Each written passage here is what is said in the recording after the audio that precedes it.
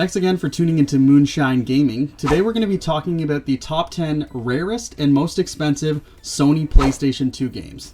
Now, as per usual, there are a couple parameters that we're going to be following for this list.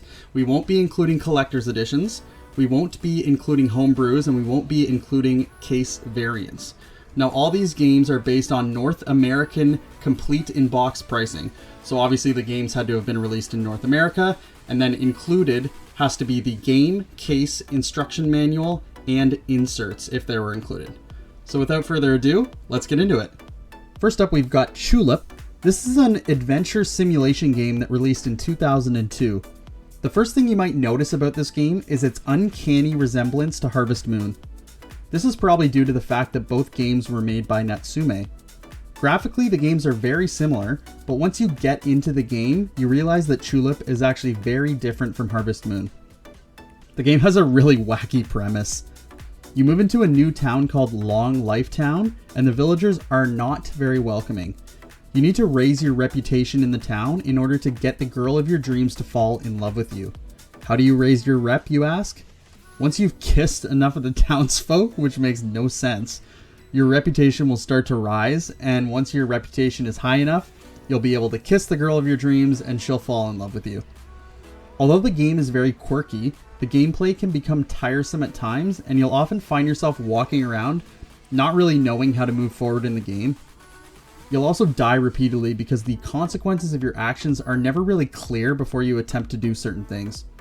This doesn't work very well with the manual save function. The game's zany premise makes it worth checking out if you're willing to deal with a couple of the frustrating mechanics. This game's worth $291. Next up, we've got Obscure. This is a survival horror game that was released in 2004. The story's based around your stereotypical Breakfast Club-esque crew of kids who are searching for their missing friend after being locked inside their school overnight. The game feels like a Resident Evil clone right off the bat with very similar feeling gameplay. Working your way through rooms looking for items that can be combined into tools and weapons, collecting keys, moving furniture, and manually saving by using CDs. There are a few unique mechanics that are used in this game. Each character has a specific ability that can help you, but none are actually needed in order to progress in the game. For the most part, you work in a two-person team and can rotate back and forth between characters or order your partner to do certain things.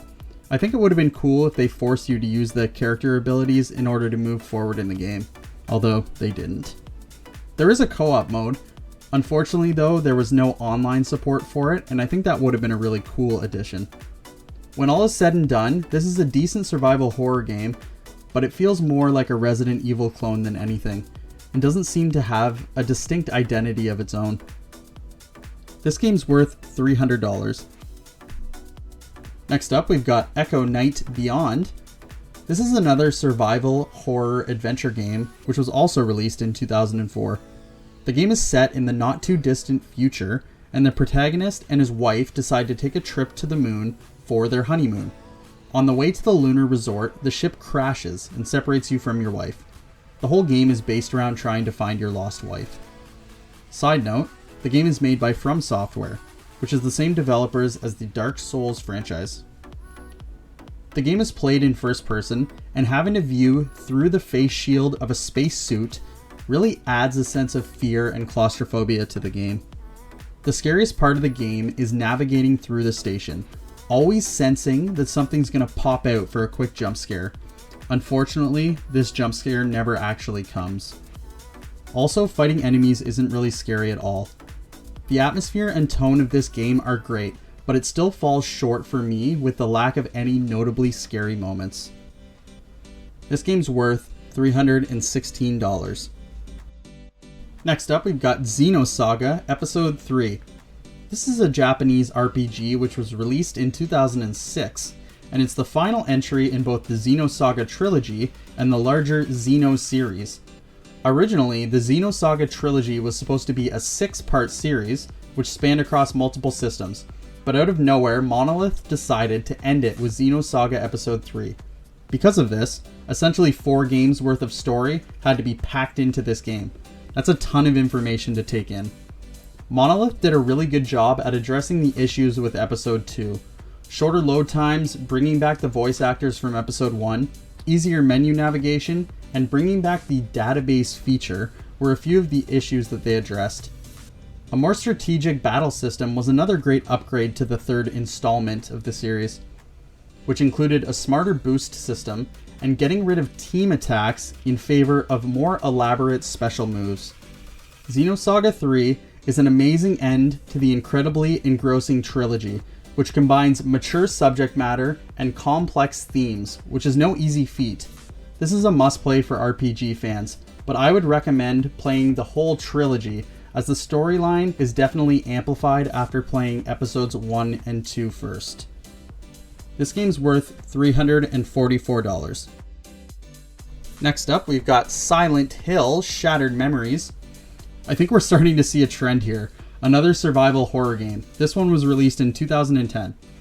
The game is based around protagonist Harry Mason, who crashes his car in the middle of a blizzard just outside the small town named Silent Hill, and his hunt to find his missing daughter.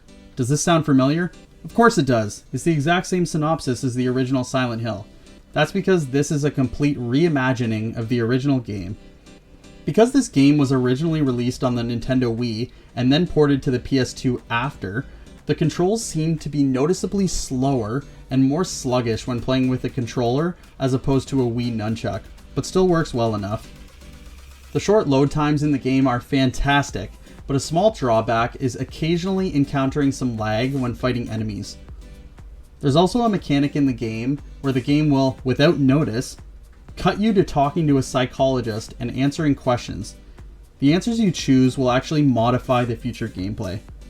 I wonder if this is where the game Until Dawn got this idea. Although this doesn't feel like your typical Silent Hill game, it's still a fantastically scary and refreshingly different horror game, and definitely worth checking out.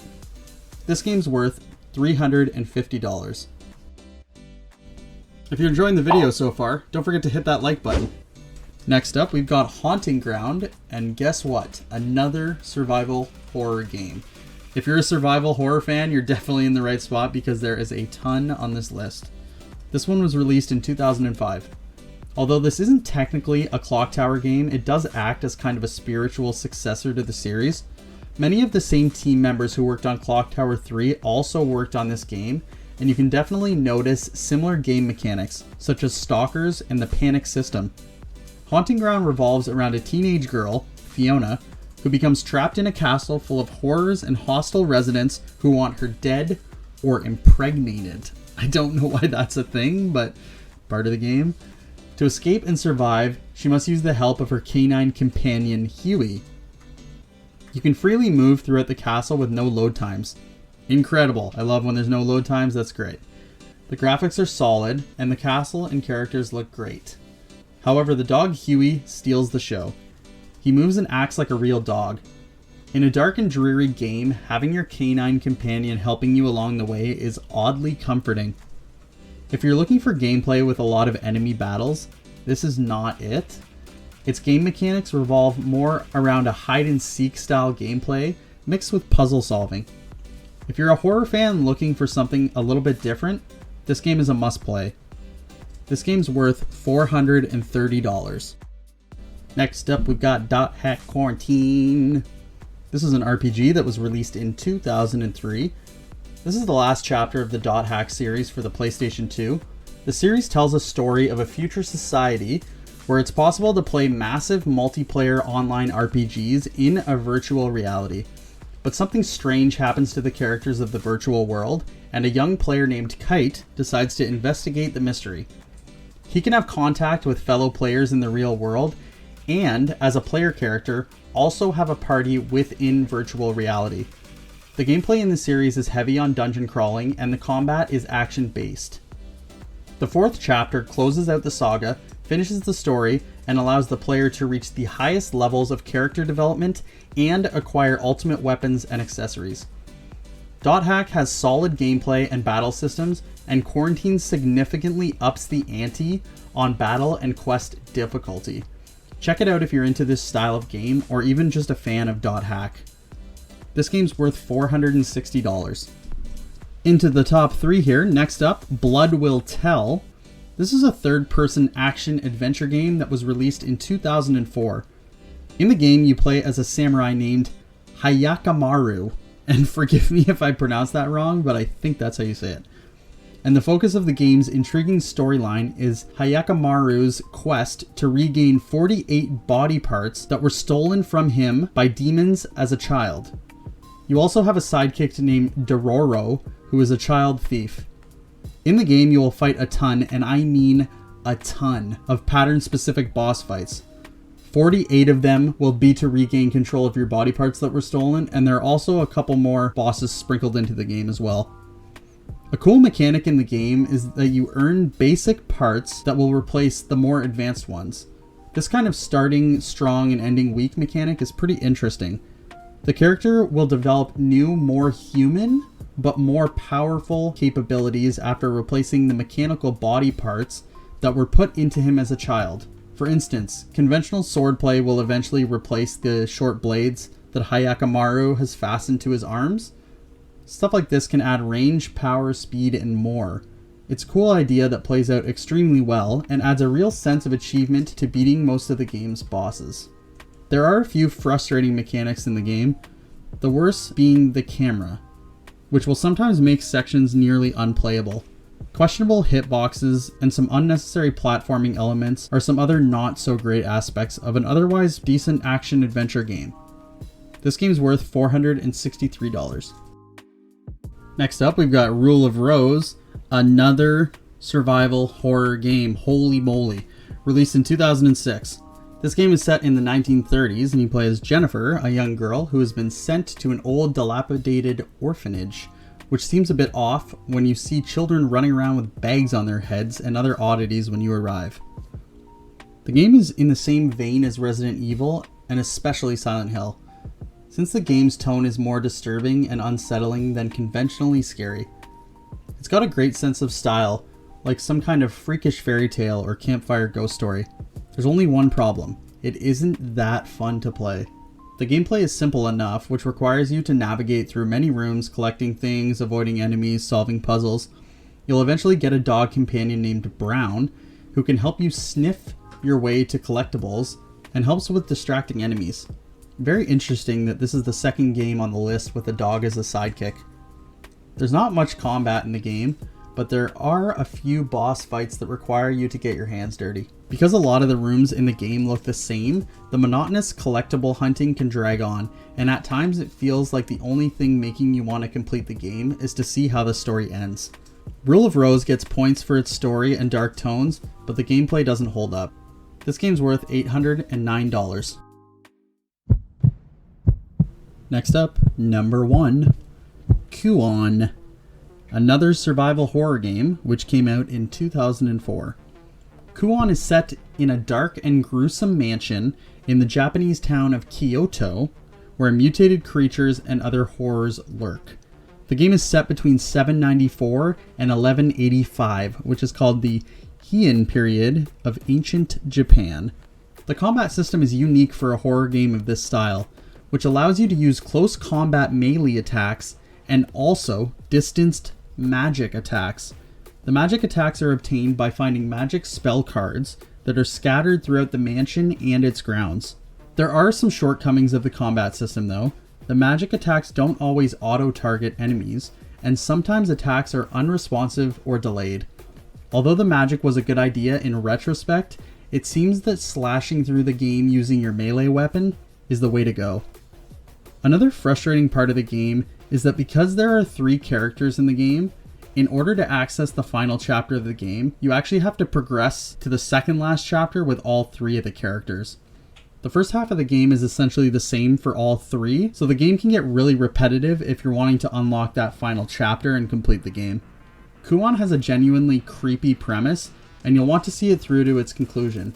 However, given the frustrations with the slow and uneven combat system, the necessity of repeating chunks of the game to get the ending, and how short the game is, it's pretty hard for me to justify the obnoxious price tag of this game. This game's worth $883. And that's going to do it for the video. We hope you enjoyed the top 10 rarest and most expensive PS2 games. And don't forget to subscribe to Moonshine Gaming for lots of awesome video game content. We'll see you next time. That was a weird peace sign. What the f was that? Thanks for sticking around to the end of the video. If you enjoyed this one, you might like these.